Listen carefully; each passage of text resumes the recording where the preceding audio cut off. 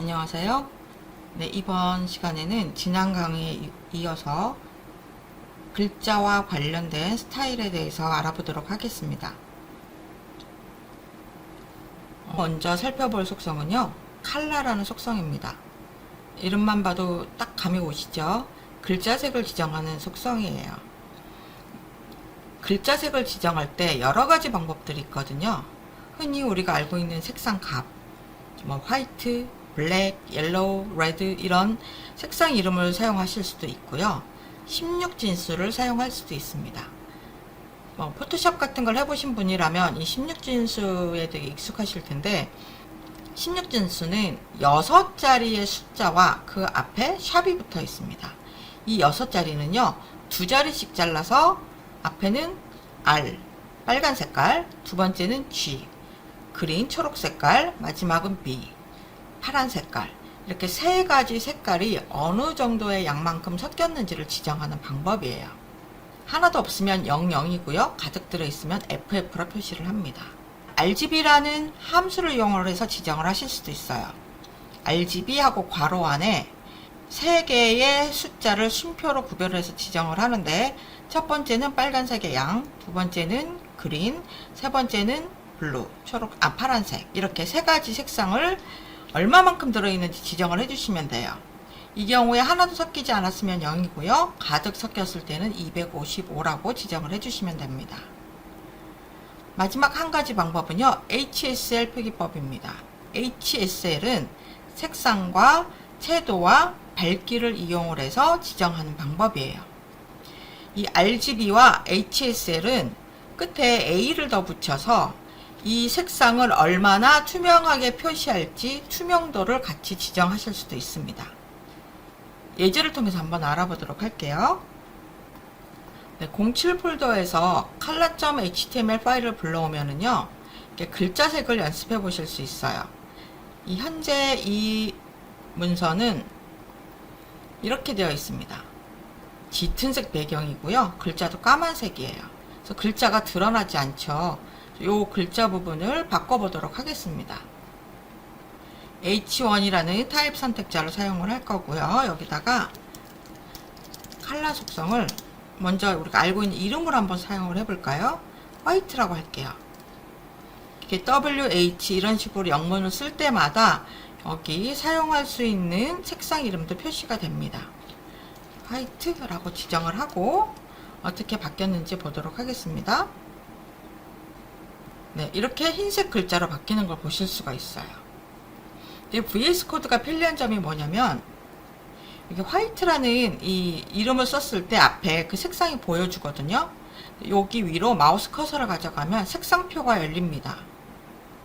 그리고 이 화이트는 RGB로 표현을 하면 255, 255, 255다. 이 부분을 클릭을 하면요.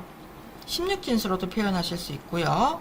HSL 값으로도 표현을 하실 수가 있습니다.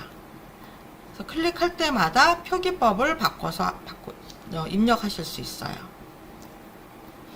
RGB로 한번 표현을 해볼게요. 이렇게 색상표에서 마우스 커서를 빼면 그 선택했던 옵션으로 표현을 하실 수가 있는데 제가 아까 RGB와 HSL은 여기다 A를 붙이면 투명도를 조절할 수 있다고 말씀을 드렸죠.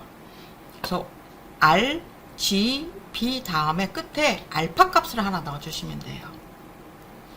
0이면은 완전히 투명한 상태고요. 1이면은 완전히 불투명한 상태. 그러니까 투명도를 조절하지 않은 상태가 됩니다. 제가 여기다 0.5라고 한번 지정을 해볼게요. 반투명한 상태로. 저장을 하고 다시 웹 브라우저로 보면 이렇게 반쯤 투명하게 처리가 된 걸 볼 수가 있습니다. 이것을 7로 바꿔볼까요? 아까보다는 조금 투명도가 떨어지죠. 이런 값을 조절하실 수 있습니다. 또는 이렇게 색상표가 나타나게 한 다음에 이 부분을 조절해서 투명도를 조절하실 수도 있어요. 이렇게 바뀌는 거 보이시죠? 이렇게 해서 투명도를 조절하실 수도 있습니다. 이 컬러 속성을 이용해서는 글자의 색상을 조절하거나 또는 투명도 값을 추가할 수도 있습니다.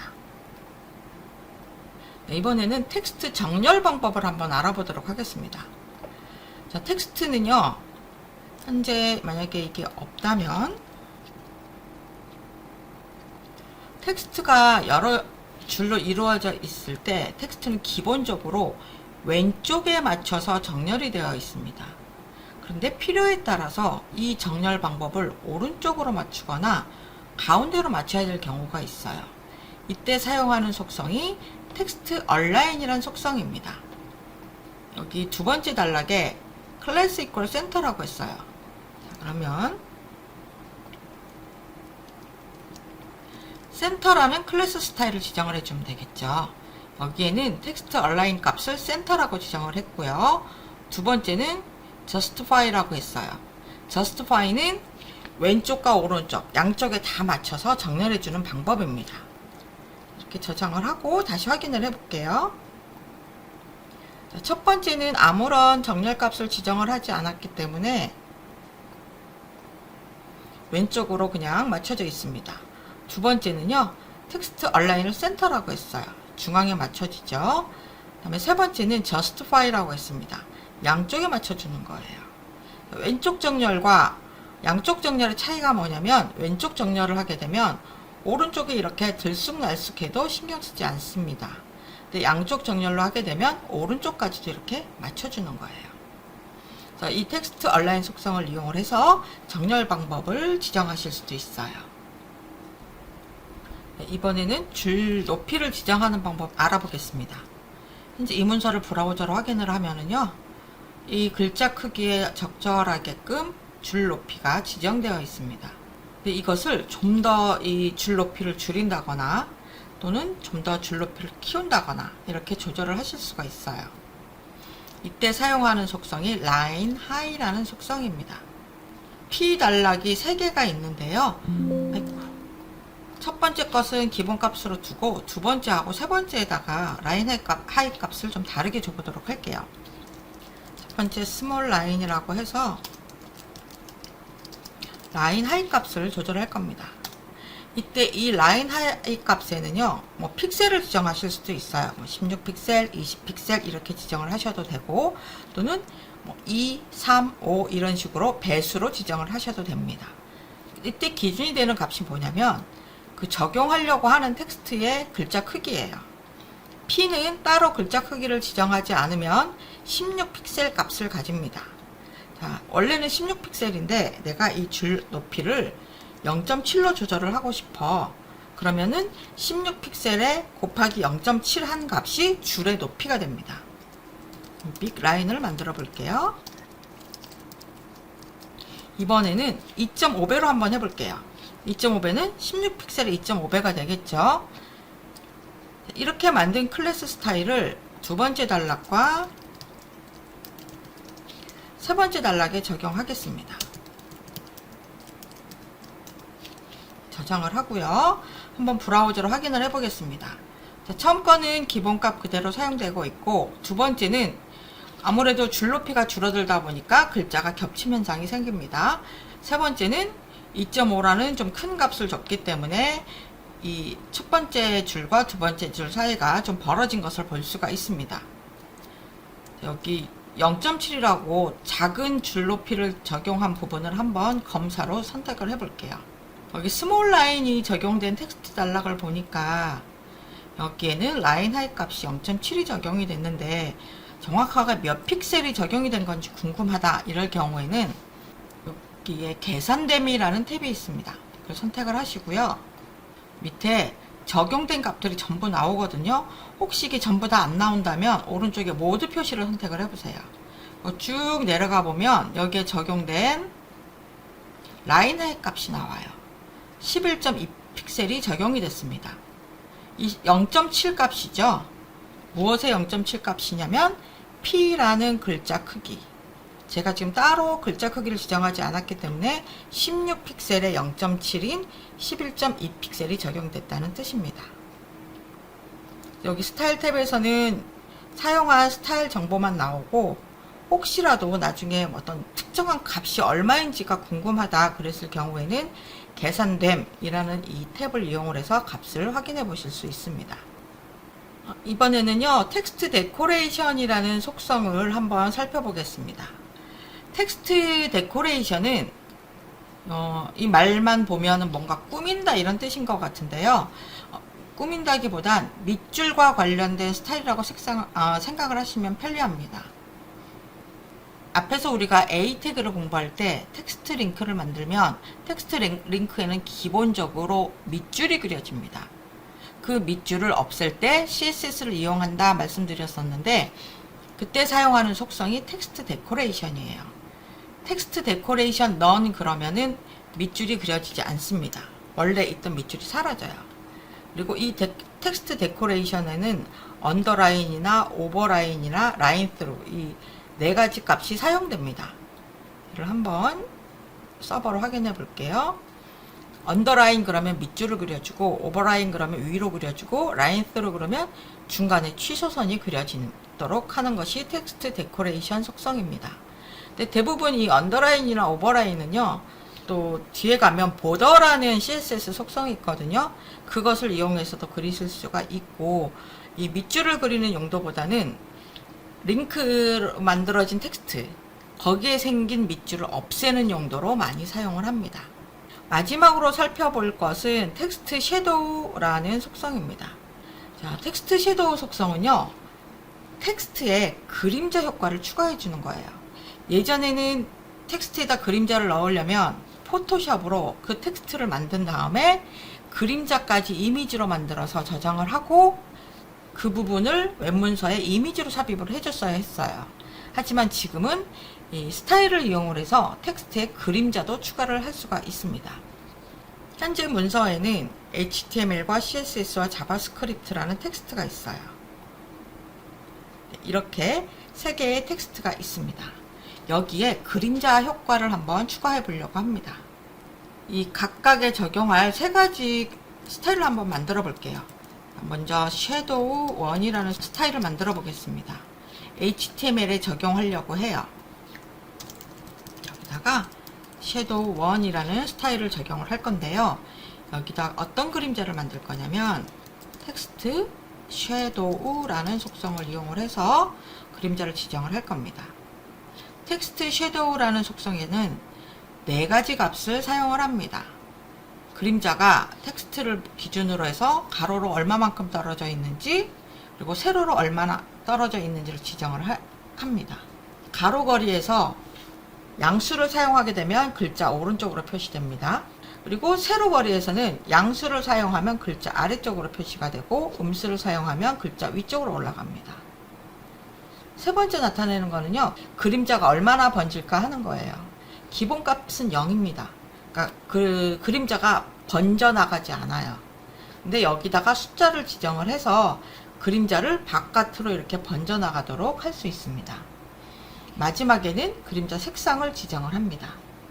얘는 따로 지정을 하지 않으면 현재 글자 색하고 똑같은 그림자 색이 만들어집니다. 먼저 섀도우 1은요, 가로를 1픽셀, 세로를 1픽셀, 번짐 정도는 지정하지 않고 그림자 색은 블랙으로 지정을 해 보겠습니다. 저장을 하고 방금 확인했던 문서를 볼게요.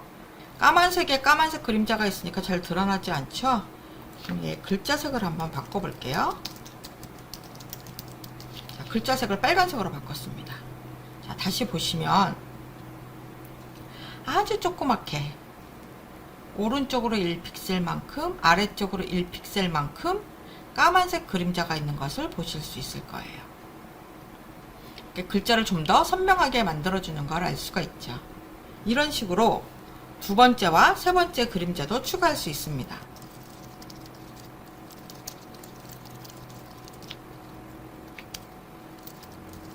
네, 이렇게 지정을 하고 한번 확인을 해볼까요? 이런 형태의 그림자가 추가가 됩니다. 텍스트 그림자와 관련해서 웹개발자 도구를 이용을 하면 편리한 점이 있어요. 여기 두 번째 추가한 그림자에서 오른쪽 클릭해서 검사를 누르면 이 부분에 지금 이런 텍스트 섀도우가 적용된 걸 볼 수가 있는데요. 텍스트 섀도우 옆에 보시면 보라색 아이콘이 있습니다. 이 부분을 한번 클릭을 해보세요. 자, X 오프셋이라는 것은 가로로 5픽셀만큼 Y 5픽셀, 세로로 5픽셀만큼 떨어지도록 했어요. 블러는 뭐였었죠? 얼마나 번져갈지를 지정하는 거였습니다. 여기 값을요, 우리가 조절해 보실 수가 있어요. 이렇게 움직일 때마다 왼쪽 위에 그림자가 바뀌는 게 보이시나요? 나는 요 정도로 한번 바꿔보고 싶어 라고, 왼쪽이 나은 것 같은데, 그리고 블러도 조절해서 얼마만큼 번질지 조절하실 수 있습니다. 이렇게 해서 그래픽으로 처리를 하고 나면 여기 마이너스 6픽셀, 2픽셀, 7픽셀이 표시가 돼요. 개발자 도구창에서 바꾸는 값은 저장되지는 않는 값이에요. 테스트만 해볼 수 있습니다. 테스트 해보고 이 값이 내가 원하는 효과를 만들고 있구나 라고 생각이 되면 마이너스 6, 2, 7 이 값을 원래 갖고 와서 마이너스 6, 2, 7 이렇게 바꿔주시면 돼요. 그럼 아까 테스트했던 그 결과대로 나옵니다. 그러니까 웹 개발자 도구를 이용을 하면 아까 스타일 같은 것도 여러분이 직접 그 자리에서 테스트해 보면서 값을 변경해 볼 수 있습니다. 이외에도 텍스트 트랜스폼이라는 속성도 있어요. 그 영문으로 입력된 텍스트에서 그 글자 부분을 한꺼번에 대문자로 바꾸거나 소문자로 바꾸거나 혹은 첫 번째 글자만 대문자로 바꾸거나 이런 것을 조절할 수 있는 속성입니다. 오른쪽에 보시면 텍스트 트랜스폼에 각각 다른 값을 적용을 해서 만든 결과가 보이실 거예요. 이건 제가 따로 예제는 설명드리지 않고 넘어갈게요. 그리고 레터 스페이싱과 워드 스페이싱이라는 속성도 있습니다. 이 속성 이름에서 금방 감이 오시죠? 레터 스페이싱은 글자 간의 간격, 워드 스페이싱은 단어 간의 간격을 지정을 합니다. 오른쪽 그 결과 화면 보시면 그러니까 글자가 너무 바짝 붙어 있다는 느낌이 들 때 레터 스페이싱을 이용을 해서 조금 보기 좋게 띄워 놓을 수도 있어요. 네, 이번에는 목록 스타일에 대해서 알아볼 건데요. 순서 없는 목록의 경우에 앞에 점이 표시가 되죠. 그거를 블릿이라고 얘기를 하는데 그 블릿의 모양을 바꿀 수가 있습니다.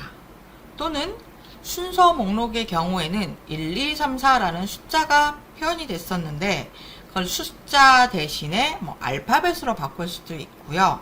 아니면 로마자로 바꿀 수도 있습니다. 그때 사용하는 게 리스트 스타일 타입이라는 속성입니다. 한번 예제를 보도록 할게요. 네, 여기 지금 보시면요. 순서 없는 목록과 순서 목록 이렇게 두 개의 목록이 있습니다. 일단 이거를 웹브라우저로 확인을 해보면 순서 없는 목록에는 이 색깔이 칠해진 원이 표시가 되고요. 순서 목록에는 숫자로 순서가 표시가 됩니다. 이것을 CSS를 이용을 해서 바꿔볼 수가 있어요.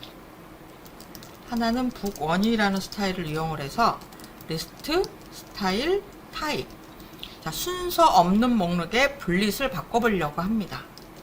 사용할 수 있는 값이 디스크 또는 스퀘어, 이거는 이제 사각형이 칠해진 블릿입니다. 이걸 한번 여기 UL에다가 적용을 해볼게요. 북1 스타일을 적용해줘 라고 해서 브라우저로 보시면 칠해진 사각형 블릿을 사용하게 됩니다. 또는 서클이라는 것도 쓸 수 있어요. 그러면 비어있는 원이 표시가 되죠. 근데 나는 이런 블릿 없이 표시를 하고 싶어. 그랬을 경우에는 none이라고 지정을 하면 됩니다. 블릿이 없어져요.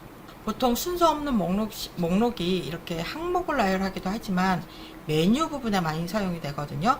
메뉴에 사용됐을 경우에는 이 블릿이 없어야 되겠죠. 그랬을 때 이 리스트 스타일 타입을 none이라고 지정을 해서 사용을 합니다. 그리고 두 번째, 여기 순서 목록에서는 book2라는 스타일을 한번 적용을 해볼게요. book2를 만들어 볼까요? 여기는 리스트 스타일 타입을 로워 알파를 선택해 보겠습니다. 저장을 하고 브라우저를 보시면 로워 알파, 즉 소문자로 A, B, C, D 순으로 적용이 됩니다. 얼마든지 이 값을 바꿀 수가 있어요. 이 리스트 스타일에서 리스트 스타일 타입 말고도 리스트 스타일 이미지나 리스트 스타일 포지션이라는 속성도 있습니다. 근데 이 두 가지는 거의 사용되지 않고요. 주로 이 분리의 모양을 바꾸거나 분리를 없애거나 하는 용도의 리스트 스타일 타입 속성을 많이 사용을 합니다. 요 리스트와 관련된 세 가지 속성을 한꺼번에 리스트 스타일로 묶어서 쓸 수 있어요. 그래서 리스트 스타일 타입 none이라고 할 수도 있고요. 그냥 리스트 스타일 none이라고 할 수도 있습니다. 이 방법을 많이 사용을 하죠. 또는 리스트 스타일 타입을 low와 alpha로 하고 리스트 스타일 포지션을 인사이드라고 했다. 그럼 이 두 개를 합쳐서 리스트 스타일을 한 다음에 사용한 속성 값을 써주시면 돼요. 이 값이 서로 중복되지 않기 때문에 순서는 상관없습니다. 이렇게 줄여서 쓰실 수 있습니다. 그러니까 목록 스타일에서 여러분이 기억해 주실 것은 리스트 스타일이라는 속성에서 분리를 없앨 수 있다. 없애고 싶다면 none이라고 지정을 하면 된다. 이것은 꼭 기억해 두시기 바랍니다. 마지막으로 이제 표 스타일에 대해서 알아보도록 하겠습니다. 표에서 캡션 태그를 이용을 하면 표에 제목을 붙일 수 있었습니다. 근데 그 표의 제목은 항상 표의 상단 쪽에 나타났었거든요. 그 표 제목을 아래로 내리고 싶다. 지금 그림에서 보시는 것처럼 이렇게 아래에다 붙이고 싶다라면 캡션 사이드라는 속성을 이용을 해서 바텀이라고 지정을 해주시면 돼요. 그래서 표 테이블이란 태그 안에 캡션 사이드를 바텀이라고 해줘, 아래쪽에다 넣어줘 라고 하면 표 아래쪽에 이렇게 제목이 나타납니다. 그리고 표에 그려주는 이 테두리에 대해서는 예제로 보여드릴게요. 표에서 테두리를 그릴 때는 보더라는 속성을 이용하게 되는데, 이 보더 속성은 지금 설명드려도 잘 이해가 안 될 거예요. 뒤에 박스 모델에 가서 좀 더 자세히 설명을 드릴 거고, 여기 보시면은 1픽셀짜리 선을 그리고 실선이고 검은색이다 라는 정도만 이해를 하고 계세요. 여기서 알아두셔야 될 거는 표의 테두리를 그릴 땐 테이블에만 이렇게 그리시고 저장을 해서 한번 볼게요. 바깥에만 테두리가 그려집니다. 이 이야기는 뭐냐면 각 셀에 따로따로 테두리를 그려야 된다는 얘기예요. 각 셀을 지정하는 태그가 뭐였었죠? td 또는 th 태그였어요. 여기도 똑같이 이렇게 테두리를 그려주셔야 돼요. 볼게요. 이렇게 셀에도 테두리가 그려집니다. 근데 문제는 뭐냐면 밖에도 그려지고 안에도 그려져요. 여기를 만약에 지우게 되면 어떻게 될까요? 이런 식의 테두리가 되는 거예요. 뭔가 좀 어색하죠? 그래서 이때 필요한 속성이 뭐냐? 표에서 테두리를 그릴 때 꼭 빠뜨리면 안 되는 게 border collapse라는 속성입니다. 두 개의 테두리를요, 압축해서 하나로 그려주는 거예요. 여기서 값을 collapse라고 지정을 해줄게요. 저장한 후에 보시면, 맞아, 이거야. 우리가 생각하던 테두리. 표에 있는 테두리는 이런 거였었어요.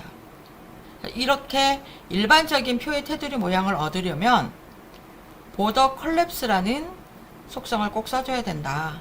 그리고 이 각 보더 표 전체나 셀에 그리는 이 보더에 관련된 값은요, 제가 뒤에서 박스 모델에서 다시 설명드리도록 하겠습니다. 네, 오늘은 이렇게 해서 텍스트와 관련된 것, 목록과 표와 관련된 스타일에 대해서 알아보았습니다.